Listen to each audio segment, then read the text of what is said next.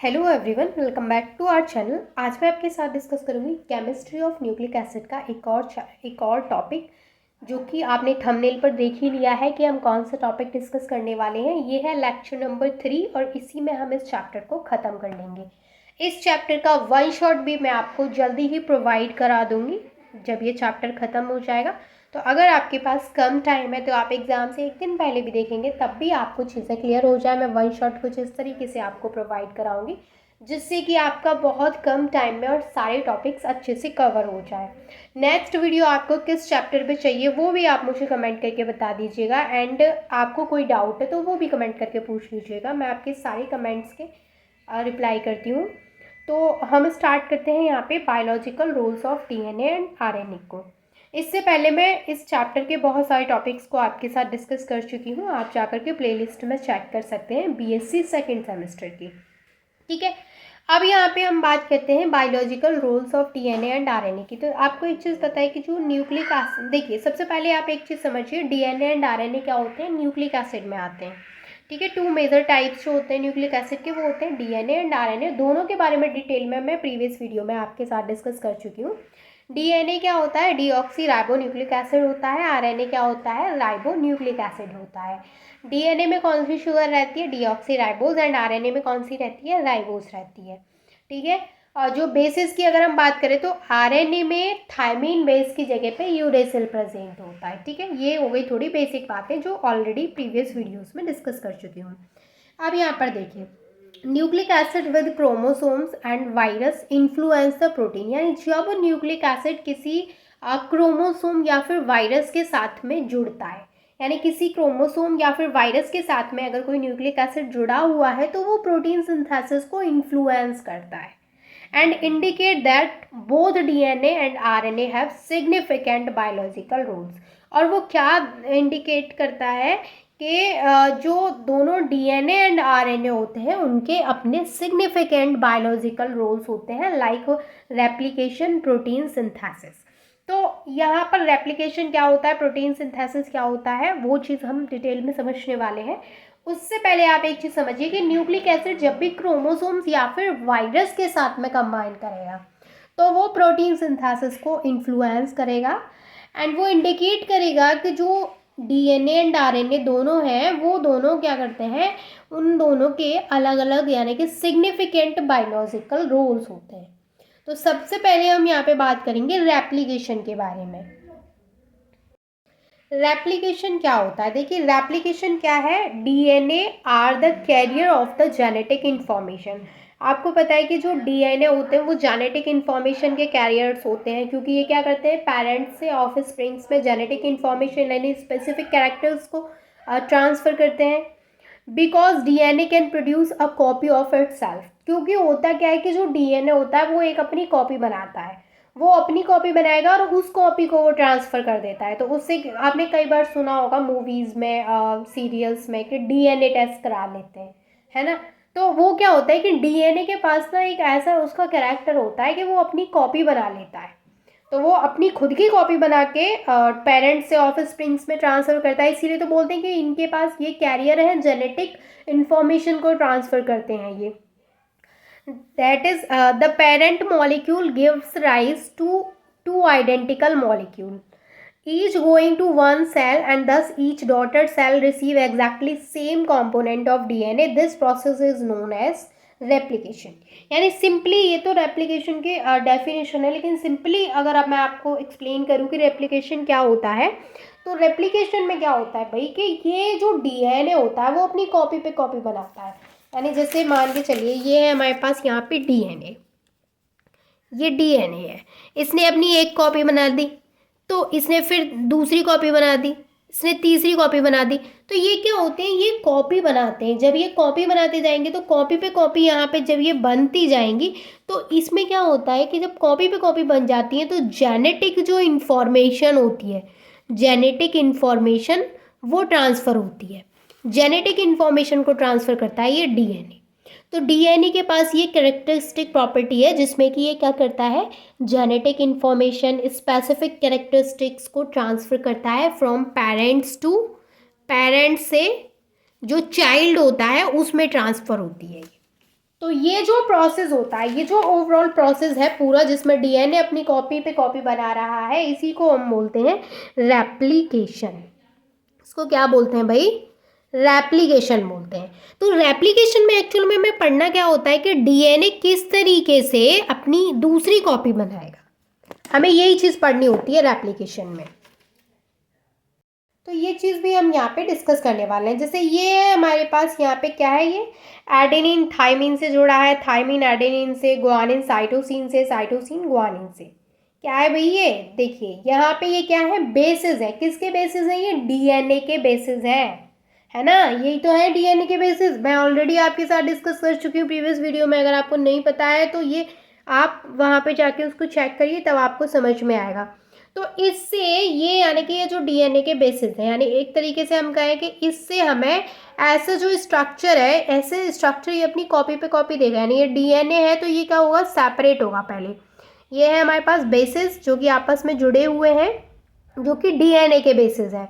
सबसे पहले इनमें क्या होता है, सेपरेशन होता है। सेपरेशन कैसे होगा कि ये ATGC ये अलग हो गए, ये TACG ये अलग हो गए। इनके नेम क्या है? एडेनिन है, थाइमिन है, गुआनिन है, साइटोसिन है। ये एडेनिन है, थाइमिन है, गुआनिन है, साइटोसिन है। ठीक है, ये नेम मैं ऑलरेडी डिस्कस कर चुकी हूँ। अब सबसे पहले जो होता है इनमें वो सेपरेशन होता है। सेपरेशन होने के बाद ये हाइड्रोजन बॉन्डिंग बनाते हैं विद फ्री न्यूक्लियोटाइड। यानी इनमें पहले सेपरेशन होगा, फिर सेपरेशन के बाद में ये हाइड्रोजन बॉन्डिंग करेंगे किसके साथ में? फ्री न्यूक्लियोटाइड के साथ में। अब देखिए ऐसे समझाती हूँ मैं आपको और अच्छे से चीज़ें क्लियर हो जाएं, ताकि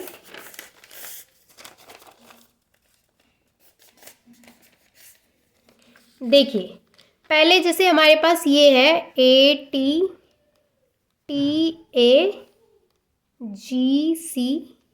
एंड CG, ये है हमारे पास बेसिस ऑफ डीएनए। सबसे पहले इनमें क्या होता है भाई? सेपरेशन होगा। सबसे पहले ये सेपरेट होंगे। इनमें क्या होगा, सबसे पहला काम जो होता है इनका वो सेपरेशन का होता है। कैसे? ये अलग सेपरेट हो जाएंगे, ATGC ये अलग सेपरेट हो गए, और ये जो है वो अलग सेपरेट हो जाएंगे, TACG दोनों सेपरेट हो गए। इसके बाद इनमें क्या होती है, हाइड्रोजन बॉन्डिंग होती है। ये क्या करेंगे, हाइड्रोजन बॉन्डिंग करेंगे। और ये हाइड्रोजन बॉन्डिंग किसके साथ में करेंगे? With free nucleotide.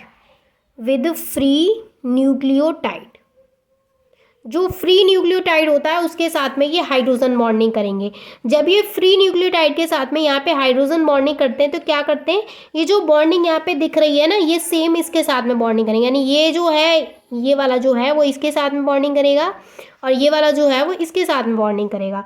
तो ये फ्री न्यूक्लियोटाइड के साथ में हाइड्रोजन बॉन्डिंग करते हैं, तो ये क्या देंगे हमें, जैसे यहाँ पे ये है A, तो ये बॉन्डिंग करेगा थायमिन के साथ में। और ये जो T है, यहीं से देख लीजिए, सिंपली T के साथ में कौन है? A। G के साथ में C। ये देखिए ATGC, पहले तो आप ऐसे लिख लें ATGC, ये लिख लिया मैंने। फिर इसके बाद ये जो है ये वाले पूरा लिख दें, यहाँ पे हो गया G। इसने बॉन्डिंग कर ली। अब ये वाला जो पार्ट था ये वाला था, तो ये जब हाइड्रोजन बॉन्डिंग करेगा तो ये क्या यहाँ पे शो करेगा, TA। पहले हम इसको लिख लेंगे TACG, उसके बाद ये जो बॉन्डिंग शो करेंगे हाइड्रोजन बॉन्डिंग, तो ये क्या आएगा यहाँ पे AT, और ये वाला G एंड यहाँ पे C। इस तरीके से वहाँ पे हाइड्रोजन बॉन्डिंग ये शो कर रहे हैं। अब हाइड्रोजन बॉन्डिंग जब ये फ्री न्यूक्लियोटाइड के साथ में कर लेते हैं, उसके बाद क्या होता है, इसमें फॉस्फोडाइएस्टर लिंकेज होती है बिटवीन टू न्यूक्लियोटाइड्स। यानी जब इन्होंने हाइड्रोजन बॉन्डिंग यहाँ पे कर ली, तो हाइड्रोजन बॉन्डिंग करने के बाद इनमें फॉस्फोडाइएस्टर लिंकेज होती है, जो दो न्यूक्लियोटाइड हैं उनके बीच में एंजाइम कैटलिस्ट के थ्रू। तो जब इनमें, ये मैंने यहाँ पे यही लिखा है, phosphodiester linkage between two nucleotide bye enzyme catalyst, और यही चीज़ सेम यहाँ पे आपको लिखनी है। तो यहाँ पे क्या होता है, ये हमें सेपरेट एक एक डीएनए यहाँ पे मिल जाता है। यानी ये हो गई यहाँ पे डीएनए की कॉपीज़। तो इस तरीके से जो कॉपीज़ होती हैं, इसी प्रोसेस को क्या बोलते हैं, हम रेप्लिकेशन बोलते हैं। ठीक है, क्लियर? चलिए अब देखिए, according to Delbruck DNA replication occurs in 3 ways. यानी जो डेलब्रक एक साइंटिस्ट थे, उनके अकॉर्डिंग जो डीएनए रेप्लिकेशन होता है वो 3 वेज में अकर करता है। पहला सेमी कंजर्वेटिव, दूसरा कंजर्वेटिव, और तीसरा डिस्पर्सिव। सेमी कंजर्वेटिव क्या होता है और कंजर्वेटिव क्या होता है, डिस्पर्सिव क्या होता है, इनको भी हम डिटेल में डिस्कस करते हैं। देखिए, सबसे पहले समझिए सेमी कंजर्वेटिव। सेमी कंजर्वेटिव में क्या होता है कि जो डबल हेलिक्स होता है डीएनए का, वो सबसे पहले सेपरेट होता है, देन अटैच होता है फ्री न्यूक्लियोटाइड के साथ में बाय हाइड्रोजन बॉन्डिंग। तो जो सेमी कंजर्वेटिव होता है, इसमें क्या होता है, एक डीएनए अपनी 2 कॉपी बनाता है।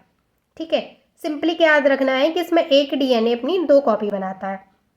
अगर मैं बात करूँ कंजर्वेटिव की, तो इसमें जो 2 स्ट्रैंड्स होते हैं डीएनए के, वो सेपरेट नहीं होते हैं। अभी मैंने आपको क्या बोला, देखिए सिंपली ऐसे समझिए, देखिए इस चीज़ को ऐसे समझिए कि सेमी कंजर्वेटिव की जब हम बात कर रहे हैं, सेमी कंजर्वेटिव की, तो सेमी कंजर्वेटिव में क्या होता है कि जैसे एक डीएनए है ये, तो ये अपनी 2 कॉपी बनाएगा, क्योंकि ये सेपरेट हो जाएगा। पहले ये क्या करेगा, पहला काम है इसका सेपरेट होने का। सेपरेट होने के बाद में ये फ्री न्यूक्लियोटाइड के साथ में हाइड्रोजन बॉन्डिंग करेगा, देन ये हमें 2 यहाँ पे कॉपी देगा अपनी। तो इस तरीके के जो क्या बोलते हैं इसको, यानी कि इस तरीके का जो रेप्लिकेशन होता है वो सेमी कंजर्वेटिव में आता है।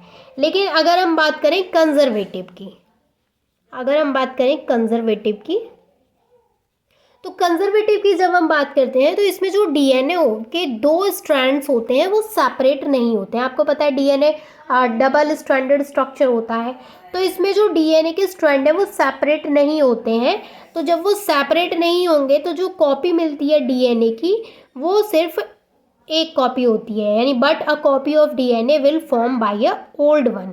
तो यहाँ पे क्या है कि एक डीएनए सिर्फ एक कॉपी बना रहा है, यानी क्योंकि वो सेपरेट नहीं हो रहे हैं, सेपरेट नहीं हो रहे हैं, तो सिर्फ एक कॉपी यहाँ पे बन रही है। इस तरीके से मैंने यहाँ पे समझा रखा है। बात करें डिस्पर्सिव की, तो ये बहुत रेयरली टेक प्लेस करता है, यानी बहुत रेयरली होता है डिस्पर्सिव वाला जो केस है। इसमें क्या होता है, डीएनए मॉलिक्यूल ब्रेक हो जाता है नंबर ऑफ पीसेस में, यानी बहुत सारे पीसेस में डीएनए मॉलिक्यूल ब्रेक हो जाएगा, एंड 2 न्यू मॉलिक्यूल मिलेंगे हमें वहाँ पे डीएनए के, जो कि नए बनेंगे। तो ये जो सिंथेसाइज्ड डीएनए मॉलिक्यूल जो कि न्यू रेडी हुए हैं, ये जो होंगे वो पेरेंट डीएनए के जो मॉलिक्यूल्स हैं, पेरेंट डीएनए जो हैं उनसे डिफरेंट होंगे। समझ में आ रहा है। डिस्पर्सिव बहुत रेयरली होता है। क्यों होता है ये रेयरली, क्योंकि इसमें जो हमें न्यू डीएनए के मॉलिक्यूल्स मिलते हैं वो पेरेंट मॉलिक्यूल से क्या होते हैं, डिफरेंट होते हैं, इसलिए ये बहुत रेयरली मिलता है। इसमें DNA molecule number of pieces में ब्रोकन होता है, एंड जो न्यू डीएनए मॉलिक्यूल सिंथेसाइज होते हैं वो पेरेंट जो डीएनए होते हैं उनसे डिफरेंट होते हैं। That's why this is a rarely take place. अब हम यहाँ पे बात करते हैं प्रोटीन सिंथेसिस की। देखिए, प्रोटीन सिंथेसिस में पढ़ते हैं हम ट्रांसक्रिप्शन एंड ट्रांसलेशन को। तो ट्रांसक्रिप्शन में क्या होता है, ट्रांसक्रिप्शन इन्वॉल्व, प्रोटीन सिंथेसिस में पहले ये लिख लीजिएगा, प्रोटीन सिंथेसिस में 2 स्टेप्स होते हैं, ट्रांसक्रिप्शन एंड ट्रांसलेशन। तो ट्रांसक्रिप्शन क्या होता है, transcription involve the कॉपिंग of genetic information into a complementary of RNA called mRNA। यानी जो ट्रांसक्रिप्शन में जो जेनेटिक इंफॉर्मेशन की कॉपी होती है उसमें कौन इन्वॉल्व रहता है, mRNA, यानी जो कॉम्प्लीमेंट्री ऑफ आरएनए है वो क्या है, mRNA है, ट्रांसक्रिप्शन के केस में है। लेकिन अगर ट्रांसलेशन के केस, और यहाँ पर देखिए ट्रांसक्रिप्शन के केस में mRNA होगा, इसके अलावा जो बेसिस वहाँ पर लिए गए हैं वो क्या होंगे, सेम बेस होंगे। लेकिन अगर मान लीजिए कि जो एक बेस है एडेनिन और वो पेयर हो गया यूरेसिल के साथ में, तो इन आरएनए ड्यूरिंग ट्रांसलेशन, तो यहाँ पे क्या होता है कि इस केस में mRNA direct protein synthesis with the involvement of tRNA और आरआरएनए। यानी सिंपली इतना समझ लीजिए कि ट्रांसक्रिप्शन के केस में जो कॉम्प्लीमेंट्री ऑफ आरएनए यूज होगा वो जो कि जेनेटिक इन्फॉर्मेशन को कॉपी करता है वो होगा एमआरएनए, और ट्रांसलेशन के केस में जो जेनेटिक इन्फॉर्मेशन को कॉपी, यानी translation involve the copying of genetic information into complementary of RNA, तो उसमें कौन सा यूज होगा, टीआरएनए और आरआरएनए। यानी ट्रांसक्रिप्शन के केस में एमआरएनए होगा, एमआरएनए यानी मैसेंजर आरएनए, और ट्रांसलेशन के केस में ट्रांसफर आरएनए और राइबोसोमल आरएनए यूज होगा। और ये यूज़ किस लिए हो रहे हैं, जेनेटिक इन्फॉर्मेशन को कॉपी कर रहे हैं उसी के लिए यूज़ हो रहे हैं, लेकिन दोनों के केस में अलग अलग यूज़ हो रहे हैं। और इसके केस में ट्रांसक्रिप्शन के केस में जब एमआरएनए यूज़ हो रहा है तो वहाँ पे बेसिस क्या है, सेम है। जबकि जो हमारा ट्रांसलेशन है जिसमें टीआरएनए एंड आरआरएनए यूज़ हो रहे हैं, यहाँ पे बेसिस सेम भी हो सकते हैं और डिफरेंट भी हो सकते हैं, ठीक है। तो इसी के साथ ये चैप्टर के सारे टॉपिक्स हमारे होते हैं ख़त्म। मैं ऑलरेडी सारे टॉपिक्स को आपके साथ डिस्कस कर चुकी हूँ एंड नोट्स भी आपको प्रोवाइड करा दिए हैं। आई होप कि यहाँ तक चीज़ें क्लियर हैं। आपको कहीं डाउट है तो कमेंट करके पूछ लीजिएगा। इसका वन शॉट भी मैं आपको जल्दी प्रोवाइड करा दूँगी। और आपको अगर कोई भी नेक्स्ट चैप्टर पे कोई भी चैप्टर है आपके पास जिस पे आपको वीडियो चाहिए तो आप मुझे कमेंट करके बता सकते हैं। मैं उसी चैप्टर पे आपको आपके अकॉर्डिंग वीडियो प्रोवाइड करा दूँगी। And thank you so much for watching this video.